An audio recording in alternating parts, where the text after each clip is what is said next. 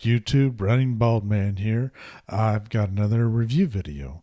I'm going to try to correct my errors from the Matrix one that I did there a couple weeks ago, or last week, I guess it was. So I'm going to do the Book of Boba today. If you've been thinking about checking it out, or if you got Disney Plus, have already checked it out, stick around. Give you my thoughts on it. So get right into it. Um, it starts off, let's see, the name of it is, I actually took notes for this one. It's A Stranger in a Strange Land. So, first episode. So, you're basically just getting introduced to everybody. Typical first episode or first book, really, of anything. But you start off, it opens up, you get a panoramic view of Jabba's palace. And then you go inside and it's empty. You see his throne room. There's nobody there, nobody in his chair.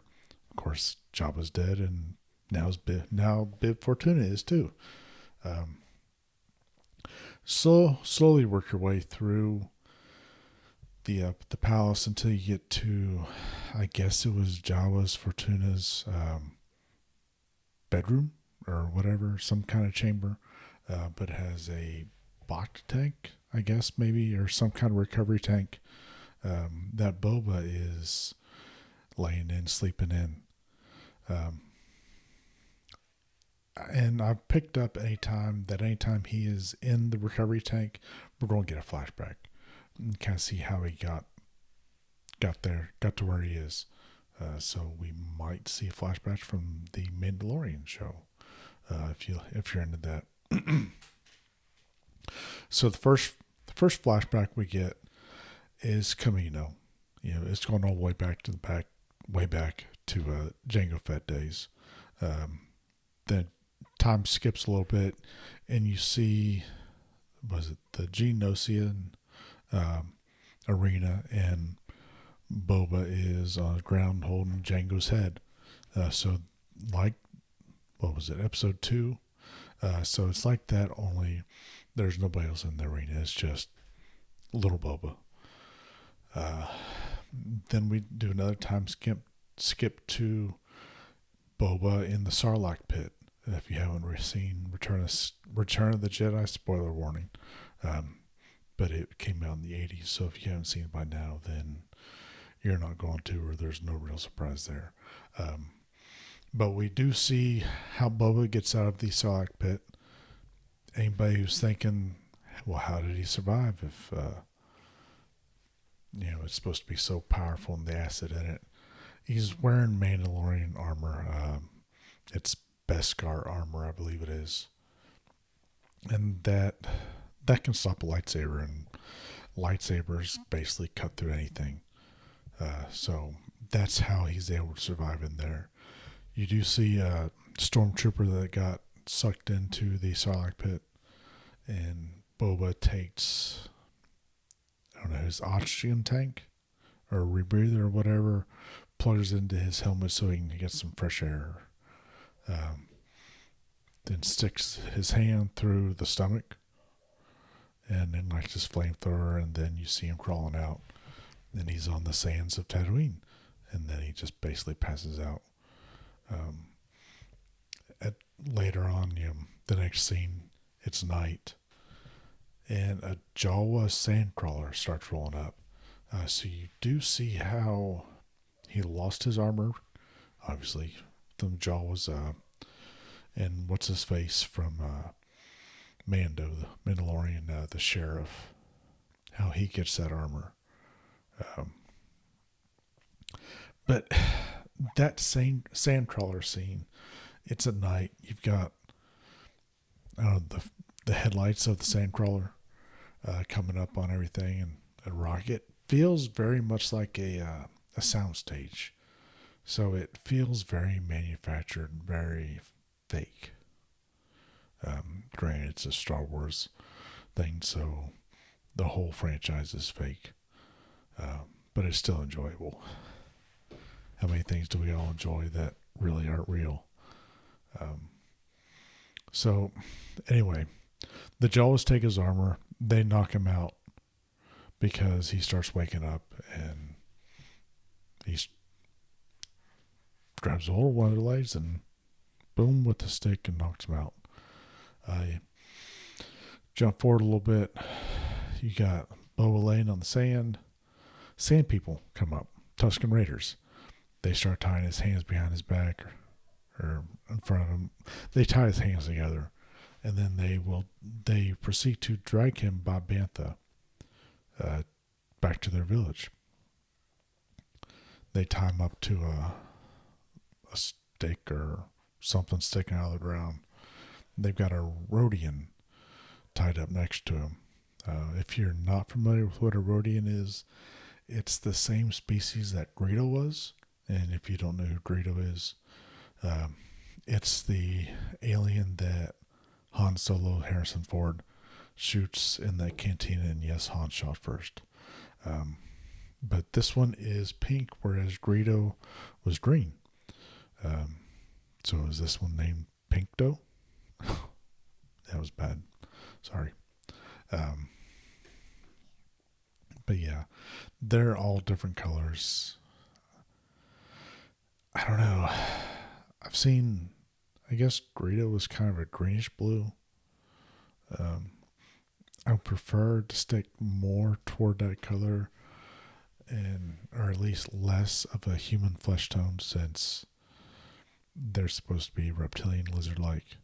And you don't see very many reptiles that are flesh toned ish in color. But then you come back to present day. Boba sleeping in the tank. Yeah, Fennec Shan, who we were introduced to in The Mandalorian. She goes to Jabba's palace with Boba, so she's basically his major domo or second in command, whatever you want to call her, side chick. But she comes up, she knocks on the tank, says, "Wake up, boss." Fast forward a few minutes to Boba draining the tank, him getting up, and his scars are all gone, so you don't see any of the Clayface looking Boba that we saw in Mando. And I guess, like I said, I guess it's a Bacta tank because that can regenerate and repair. So he gets done with that, gets dressed, puts the armor on, the helmet on, which I didn't really care that droids dressed him. I didn't care for that. That just doesn't seem Boba Fett-like to me. Yes, he is the new Jabba, whatever, but Boba can dress himself. For a character that had maybe a line or two in the original Star Wars trilogy, to get his own TV show and be such a badass that everybody loves, he can dress himself. So that's a little bit much. But he gets dressed, puts the helmet on, goes to the throne room. He's sitting in the chair. Fennec is to his right, and she's standing. Basically, a bunch of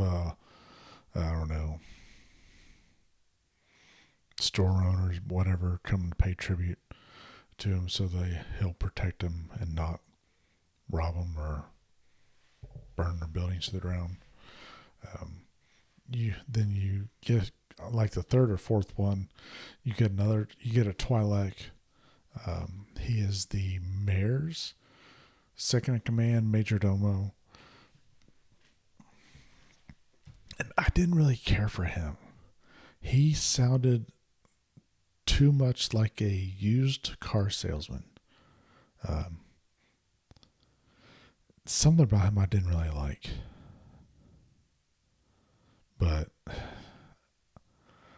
maybe it's because he was too slender, maybe. He spoke like a human, which Twi'leks are humanoid with their little Leku tales. Have some kind of accent though. I mean, you're Disney.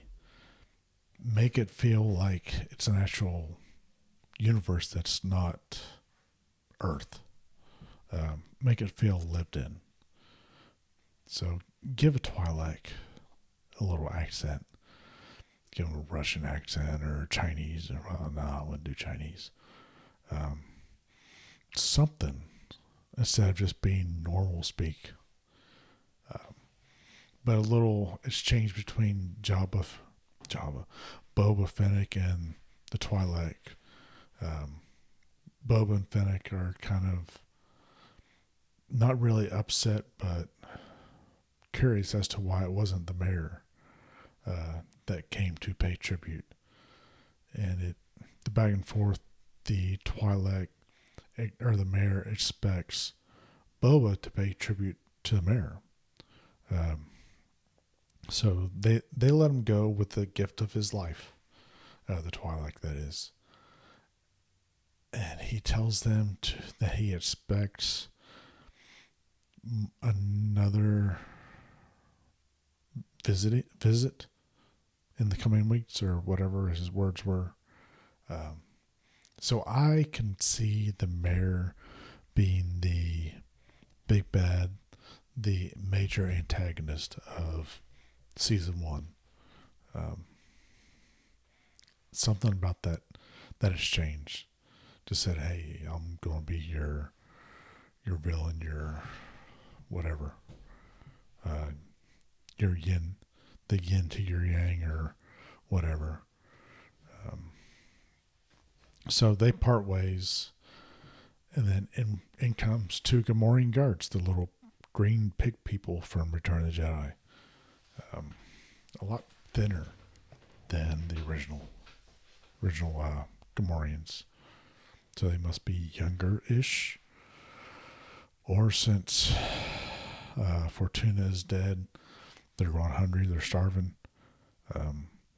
But they find out, or it's announced that they were Jabba and Bib Fortuna's henchmen, bodyguards, whatever.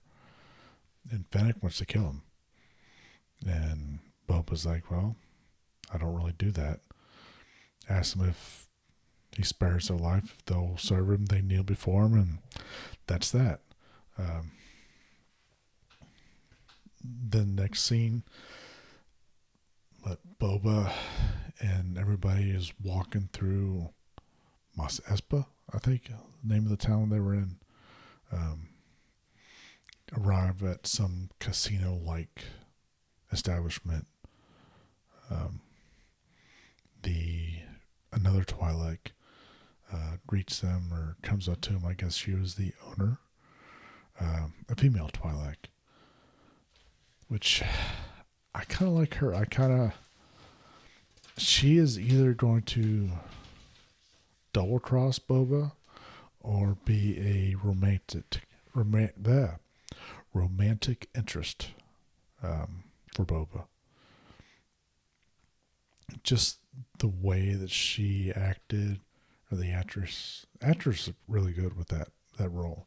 But the way the character acted, typical female, seductive things, brush your hand along your arm or whatever when you're leaving. So they leave. Then Fennec and Boba get surrounded by what I'm saying are assassins. Basically, think Assassin's Creed, and that's kind of what surrounds Boba and Fennec there. They've got their little light shields and, I don't know, sticks, metal poles that electrocute, have electricity running through them. And you would think it's Boba Fett. He would have no problem with that. Well, Boba doesn't do so hot there. He basically gets his ass kicked. The Gamorrean guards come and rescue him or whatever, and Boba still gets his ass kicked. He gets beat pretty bad. He down on the ground. The assassins or whatever come and or take off running, Boba disintegrates one of them. So a little throwback to Darth Vader telling him no disintegrations. So was that in Empire Strikes Back? I think. And Fennec takes off after them. Boba tells her alive. So she's like Boba. She's going to like kill her, disintegrate them. On typical without any type of direction. But she brings one. She does capture one of them. You don't see what happens to them. So, then going back to the Tuscans, after all that, you get a flashback. So back to the Tuscans. These Tuscans have black robes instead of the brown that you see in all the other iterations of Tuscan Raiders. So I don't know. I don't really care for the black robed Tuscans. Maybe it's just an old man in me, but give me the brown robes so they can blend in better with the sand. Because black stands out too much. But yeah, so a Tuscan kid takes Boba and the Rhodian Pinky and has them by the chains, and they're walking through the desert. They come across this house that's being robbed, ransacked by I don't know who, but they're going to be a major part of, or at least they will at least have an episode that's dedicated to them. They take off. They mark the house with some symbol, so like maybe a rival gang to Boba, but maybe the mayor's gang. So yeah, so the kid makes Boba and Pinky dig through the sand to find water, and it's in this little gourd looking thing, cup thing or whatever, which I don't know how that works. Do they bury the cups in the sand and then come back and there's water in them, or what? But so they start digging through that. Pinky finds a big giant like lizard hand in the sand. When I first saw it, I thought maybe it's a crate dragon hand or claw or whatever. Okay, so there's a dead one or one's buried and they're going to uncover it and shit's going to get real. Well, shit does get real. It ends up being some little four-armed thing. I don't know. It looked more like something out of Mortal Kombat or like a Mass Effect, as opposed to something that belonged in a Star Wars. But shit happens with them. Boba ends up killing them. They go back to the Tuscan village. The kid is being a kid and has the head and taking credit for the kid or for the kill. I guess there's an elder so he's going around showing the head to everybody in the village. They're congratulating him. I guess it's the elder of the village who's standing there kind of ahead of Boba. Got a cup of water and just kind of reaches over and hands Boba the water. It's kind of like a show of respect or good job or thanks or something. But yeah, so that was my notes from the Book of Boba, my little synopsis of the episode. It felt very clean to me. Like, it needs to be dirtier. Because it felt very, very much like it was on a soundstage versus this all takes place on Tatooine. Yeah, the sand is there, but it's too new. It's not lived in, or it doesn't feel lived in. It's this pristine sand. Yeah, I mean, nobody's out there in the desert. It's all going to be pristine, but it didn't feel rough. It's you know what it's like when you buy a car, or a pair of shoes, or new clothes. It's got that new feel, the new smell to it, or you can see looking at it, hey, that's new. But then give it a year, it gets broken in. It becomes your worn out baseball glove. You love that pair of shoes, or that's your favorite pair of pants or shirt or underwear or whatever with all the holes in them. Give me that for Star Wars. Anything Star Wars. Not this new spick and span Book of Boba. I mean, it wasn't bad. It wasn't great. It wasn't bad though, but it's the first episode. Um, it reminded me a lot of The Mandalorian. So we'll see if it gets any better. What they do with the story. Um, who is it? Filoni is directing, writing it, or something like that. Or Filoni has something to do with it. So he seems to be decent with Star Wars, or at least care a lot more than some of the directors of the Disney movies did. I won't name names, but yeah, Book of Boba. I'll I'll watch it all. I'll see what I think of it. Once it's all released, see what they do with the story. But I'm not that impressed with episode one.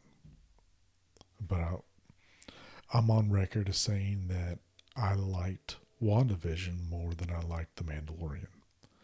Um, I kind of feel like it's going to be the same thing, where I like WandaVision more than I like Book of Boba, and let all the hate spew and whatever. Um, Maybe it's because I'm an old school Star Wars fan. Um, like I've still got VHSs of the original trilogy, and not this special edition crap. The original theatrical release trilogy. So when you watch Empire Strikes Back and you're on the snow planet, you can see through the speeders and see the little walkers and snow and the little people there. Um, Emperor Palpatine has monkey eyes. Is played by a woman in that hologram scene with Vader. In the original Star Wars A New Hope, Han shoots first. Han shoots first. Don't fall for this. Oh, Greedo shot first. Han was just fired, but no. Shut up. No. Han shot first. Just like the Emperor has monkey eyes. If you don't believe me, Google it. Find somebody find your mom, dad, grandparents, somebody has a copy of a VHS copy of the original Star Wars trilogy. Watch that. Really, watch. If you haven't seen it, watch that. It's like Star Wars Holiday Special. If you haven't seen it, watch it. It's terrible, but watch it. You have to think, what was Lucas smoking back then when he did that? I mean, it is a terrible movie, whatever special, whatever it is, but yeah, watch it. I mean, you'll laugh about it. Sit down, have a drink, smoke a bowl, whatever, wherever you live. But yeah, it's something everybody should watch at least once. But anyway, so that was my review or synopsis of the Book of Boba. I feel a little bit better about this than I do The Matrix, but I know I went on too long. Um, so possible spoilers, a little late for that, but I'll put that in the description or whatever. Like, comment, share, subscribe, dislike, tell me I'm an idiot, tell me I sound like I don't know what the hell I'm doing, because really I don't know what the hell I'm doing. I'm just sitting here playing around. But yet, if you're one of the Star Wars fans that says that I'm not a real fan because I liked WandaVision better than Mandalorian, let me know that in the comments.